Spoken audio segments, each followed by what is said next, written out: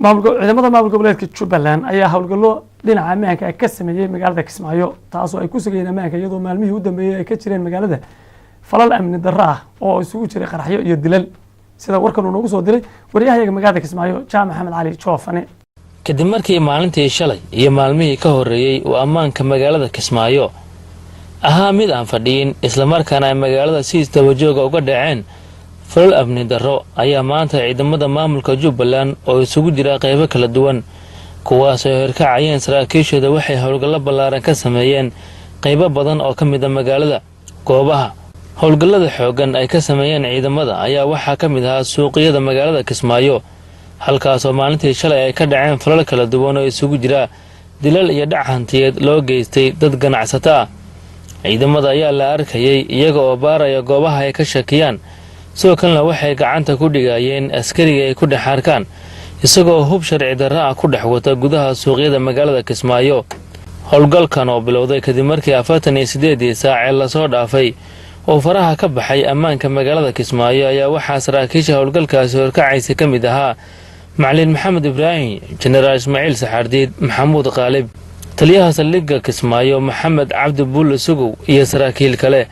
waxayna dhammaantood ka warbixiyeen howlgalka ay maanta ka sameeyeen gudaha magaalada Kismaayo iyaga oo sheegay in howlgalkan ay sii wadi doonaan inta ay ka xaqiijinayaan amniga magaalada go'aamada waxaa ka mid ah koow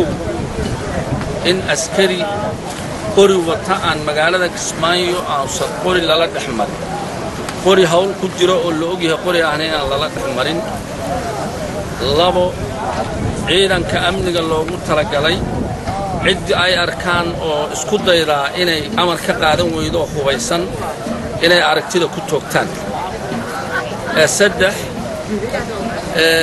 in meelaha waxyaalaha shariicada islaamka aysan ogolayn ee lagu samaynayo in ayagana tallaabo degdeg laga qaado meelaha ma sheegayo magacooda laakiin meela aan shariicada islaamkana aysan ogolayn aysan ogolayn akhlaaqda fiicanna aysan ogolayn yaa jira ayagana tallaabo laga qaadayaa waxaan rajo ka qabnaa 7 maalmood oo isku xigta howlgalku wuu soconayaa haddii ilaahay raalli ka noqdo mas'uuliin sarsaraana hogaaminaysa waxaan rajaynaynaa ilaahay idamkiisa annagoo ilaahay kaashanayna inaan guul ka gaadho saraakiisha ayaa mar ay soo hadal qaadeen dhac shalay ka dhacay gudaha suuqyaraha Kismaayo waxay shaaciyeen inay guddi u saareen arrintaasi horta shilalku caalamku way iska dhacaan say ku dhacaanba oo falalka shalay ka dhacay kuwa xun ka xunnahay bay ahaayeen guddi baa loo saaray guddigiina hawshu ku maqan yahay inuu natiijo soo saaraan insha Allah taala ka sugo arrintaas haddaba faraha lagu la jiraa dhaqangalkeeda iyo howlgalkeeda way isla socdaan in ciidanka magaalada laga saaro in magaalada amnigeedana la sugo way isku xidhan yihiin labaduba waa lagu dhex jiraa hadda waxyaalaha rabnay inaan si degdeg u fulin dad ku hadlayay afka qaybaha kala duwan ee bulshada ku nool magaalada Kismaayo iyo guddiga wacyigelinta bulshada Kismaayo ayaa mas'uuliyiinta maamulka waxay u soo jeediyeen talooyin ku aadan xaqiijinta amniga guud waxaan isku afgaranay way ahayd sida ay cadeeyeen in la sameeyo Jubbaland Police Force la sameeyo marka haddii arrintaas la helo oo ciidanka la helo waxay imanaysaa in nabadgelyo la helo haddii nabadgelyo la helina nolol la heli maayo sidaa darteed waxaanu ugu tagnay waxay ahayd inay isxilqaan weyn iska saaraan saraakiishu iyo maamulku oo hanaankii dawladnimo oo loo tallaabsaday loo kaco ee aan lagu noqon hanaankan qabyaalada iyo qabiilka laga fogaado magaalada Kismaayo ee xarunta gobolka Jubbada Hoose waxaa ku sugan ciidamo qayb ka ah howlgalka AMISOM ee Soomaaliya kuwaas oo ka kala socda wadamada Kenya iyo Sierra Leone hase yeeshee ma jirto wax dhaqdhaqaaq ku aadan ka qayb qaadashada dhanka amniga magaalada Kismaayo